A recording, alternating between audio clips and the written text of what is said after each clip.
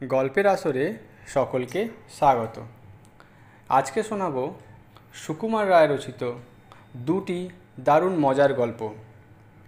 পরপর দুটি গল্প। প্রথম গল্প, বোকা বুড়ি। এক ছিল বুড়ো আর এক ছিল বুড়ি। তারা ভারী গরিব, আর বুড়ি বেজায় বোকা আর ভয়ানক বেশি কথা বলে। যেখানে সেখানে যায় তার গল্প সঙ্গে সঙ্গে জুড়ে দেয়। তার পেটে কোনো কথা থাকে না। বুড়ো একদিন তার জমি চষতে চষতে মাটির নিচে এক কলসি পেল, আর সেই কলসি ভরা টাকা আর মোহর। তখন তার ভারী ভাবনা হলো, এ টাকা যদি ফেলে রাখি কোনো দিন কে না চুরি করে নিয়ে চলে যাবে, আর যদি টাকা বাড়ি নিয়ে যায় তো বুড়ি টের পেয়ে যাবে, আর সে সকলের কাছে তার গল্প করবে। ক্রমে সেই কথা সবাই জেনে যাবে, আর রাজাও জেনে যাবে। তখন সবাই এসে সেগুলো কেড়ে করে নিয়ে চলে যাবে। ভেবে ভেবে সে এক ফন্দি আঁটল। সে ঠিক করলো যে বুড়িকে সব কথা বলবে, কিন্তু এরকম উপায় করবে যাতে বুড়ির কথা কেউ না বিশ্বাস করে। তখন সে একটা মাছ কিনে এনে তার ক্ষেতের ধারে একটা গাছের ওপর বেঁধে রাখলো, আর একটা খরগোশ এনে নদীর ধারে একটা গর্তের মধ্যে জাল দিয়ে জড়িয়ে রাখলো। তারপর সে তার স্ত্রীকে গিয়ে বলল, জানো, একটা ভারী আশ্চর্য খবর শুনলাম।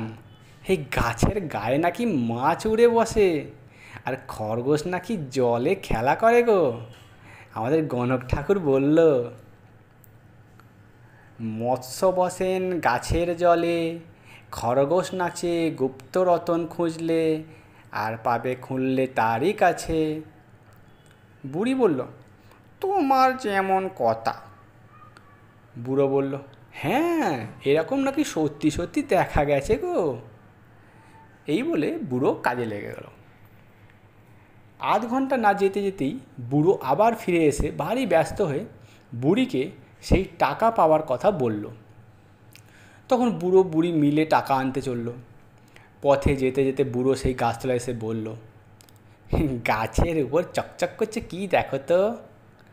এই বলে সে একটা ঢিল ছুঁড়তেই মাছটা পড়ে গেল গাছ থেকে। বুড়ি তো অবাক। তখন বুড়ো বলল, নদীতে জাল ফেলেছিলাম গো, এই মাছ টাছ পড়লো কিনা দেখে আসি। হ্যাঁ। জাল টানতেই, ও মা, খরগোশ যে। তখন বুড়ো বলল, কেমন, গণক ঠাকুরের কথা আর অবিশ্বাস করবে? তারপর টাকা নিয়ে তারা বাড়ি এলো। টাকা পেয়েই তো বুড়ি বলল, ঘর করব, বাড়ি করব, গয়না বানাবো, পোশাক বানাবো।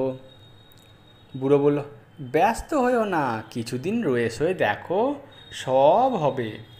হঠাৎ এত কাণ্ড করলে লোকে সন্দেহ করবে যে। কিন্তু বুড়ির তাতে মন যায় না। সে একে বলে ওকে বলে, শেষে একেবারে কোটালের কাছে নালিশ করে দিল। কোটালের হুকুমে বুড়োকে হাতকড়া দিয়ে হাজির করা হলো রাজসভায়। বুড়ো সব কথা শুনে বলল, সে কি হুজুর, আমার স্ত্রীর কি মাথার কিছু ঠিক আছে? সে তো ওরকম আবোল তাবোল কত কি বলে, আমরা কোনো টাকা পাইনি। কোটাল তখন তেড়ে উঠলেন, এই বাটে, তুই টাকা পেয়ে লুকিয়ে রেখেছিস, আবার বুড়ির নামে দোষ দিচ্ছিস। বুড়ো বলল, কিসের টাকা, কবে পেলাম, কোথায় পেলাম, আমি তো কিছুই জানি না। বুড়ি বলল, না, তুমি কিছুই জানো না। সেই যেদিন গাছের ডালে মাছ বসেছিল, নদীতে জাল ফেলে খরগোশ ধরলে, সেদিনের কথা তোমার মনে নেই? কচি খোকা আর কি। তাই শুনে সবাই হাসতে লাগলো। কোটাল এক ধমক দিয়ে বুড়িকে বলল, এই যা, যা পাগলি, বাড়ি যা। ফের যদি উল্টোপাল্টা বলে আমাকে উল্টোপাল্টা বলবি তো আমি একদম কয়েদে পুরে দেবো। বুড়ি তখন বাড়ি ফিরে গেল। কোটালের ভয়ে সে আর কারো কাছে টাকার কথা বলতোই না। শেষ হলো প্রথম গল্প। শুরু হচ্ছে দ্বিতীয় গল্প। গল্পের নাম রাগের ওষুধ। লেখক সুকুমার রায়। কেদারবাবু বড় বদরাগী লোক। যখন রেগে বসেন কাণ্ডজ্ঞান থাকে না। একদিন তিনি মুখখানা বিষণ্ণ করে বসে আছেন। এমন সময় আমাদের মাস্টারবাবু এসে বললেন, কি হে কেদার কেষ্ট, মুখখানা হাঁড়ি কেন? কেদারবাবু বললেন, আরে মশাই বলবেন না, আমার সেই রূপো বাঁধানো হুঁকোটা না ভেঙে 7 টুকরো হয়ে গেল। মুখ হাঁড়ির মতো হবে না তো কি বদনার মতো হবে? মাস্টারমশাই বললেন, বলো কি হে, এ তো কাঁচের বাসন নয় কি মাটির পুতুল নয়, এমনি খামোখা ভেঙে গেল, এর মানে কি গো? কেদারবাবু বললেন, খামোখা ভাঙতে যাবে কেন, কথাটা শুনুন না। হলো কি, কাল রাত্রে আমার ভালো ঘুম হয়নি। সকালবেলা উঠেছি, মুখ হাত ধুয়ে তামাক খেতে বসবো, এমন সময় কলকেটা কাত হয়ে আমার ফরাসের উপর টিকের আগুন পড়ে গেল। আমি তাড়াতাড়ি সেই আগুনটা সরাতে গেছি, অমনি কিনা আঙুলে ছ্যাঁকা করে ফসকা পড়ে গেল। আচ্ছা আপনি বলুন, এতে কার না রাগ হয়? আর আমার হুঁকো, আমার কলকে, আমার আগুন, আরাম ফরাস, আবার আমারই উপরে জুলুম। তাই আমি রাগ করে বেশি কিছু নয়, ওই মুগুরখানা দিয়ে 5-10 ঘাম মারতেই হুঁকোটা ভেঙে খান খান হয়ে গেল। মাস্টারমশাই বললেন, তাহা যাই বলো বাবু, এ রাগ বড় চণ্ডাল। রাগের মাথায় এমন কাণ্ড করে বসো, রাগটা একটু কমাও। কমাও তো বললেন, রাগ যে মুখের কথায় বাগ মানবে, এ রাগ আমার তেমন নয়।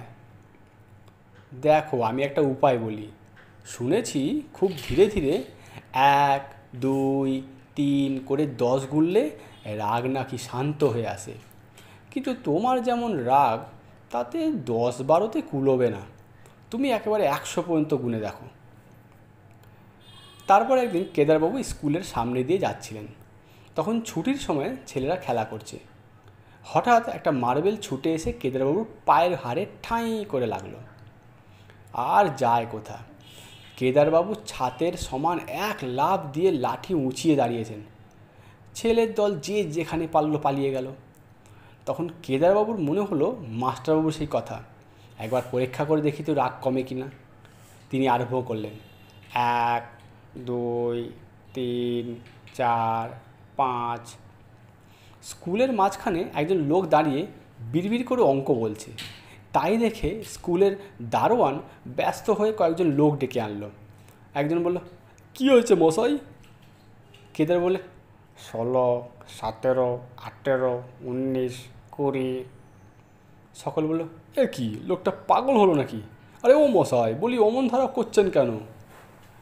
কেদারবাবু মনে মনে ভয়ানক চটলেও তিনি গুনেই যাচ্ছেন, 30, 31, 32, 33। আবার খানিক বাদে আরেকজন জিজ্ঞেস করলো, ও মশাই, আপনার কি অসুখ হয়েছে? এই কবরেজ ডাকবো নাকি? কেদারবাবু রাগে আগুন হয়ে উঠলেন। তখনও বলছেন, 59, 60, 61, 62। দেখতে দেখতে লোকের ভিড় জমে গেল, চারিদিকে গোলমাল হইচই।